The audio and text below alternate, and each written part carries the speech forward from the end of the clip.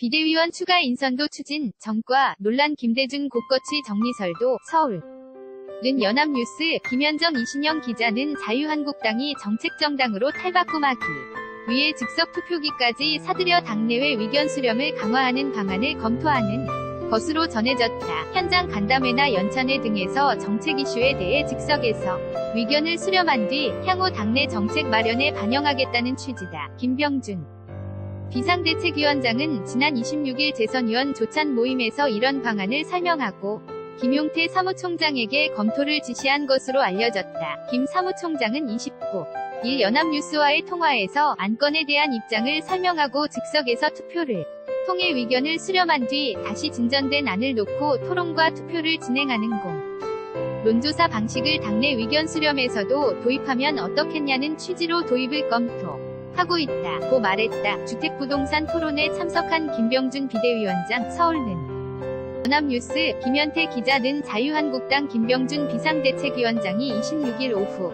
국회의원회관에서 열린 자유한국당 정책위원회 주최 주택부동산 국회 국민 성원 대토론회에 참석하고 있다. 2018년 7월 26일 mtkhtgol뱅이ina.co KR 즉석 투표기는 100, 200개 정도 사들이는 방안을 검토 중이다.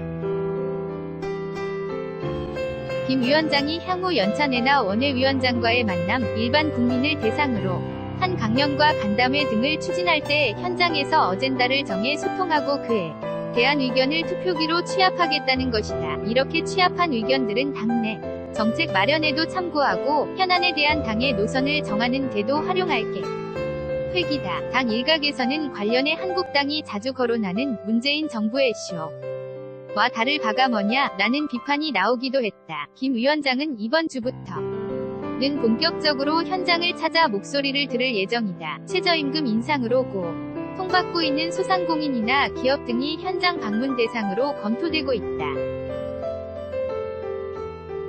과거 현장 최고위 회의처럼 떠들썩하게 현장을 찾아가 구색만 맞추는 방식 대신 실질적 소통에 초점을 맞출 방침이다. 김 사무총장은 통화에서 현장에 가서 그분들의 말씀과 조언을 듣고 필요하면 비판도 받아들이면서 차분하게 낮은 자세로 임할 것이라고 말했다. 한국당은 또 이번 주 중 비대위원을 추가 인선하는 방안도 추진 중이다. 김 위원장은 지난 24일 상임 전국위원회 당시 일하다 보면 필요한 영역이 있을 것이다. 11명을 넘지 않는 선에서 한두 분 더 모실 가능성이 없지 않다고 말했다. 전과 기록 등이 알려지면서 도덕성 논란에 직면한 김대중 비대위원의 경우 당내에서 사퇴 요구가 나오는 가운데 조만간 거취 문제가 정리될 수 있다는 이야기도 나온다. ESHINY-EYNA.co.kr 2018년 7월 29일 14시 29분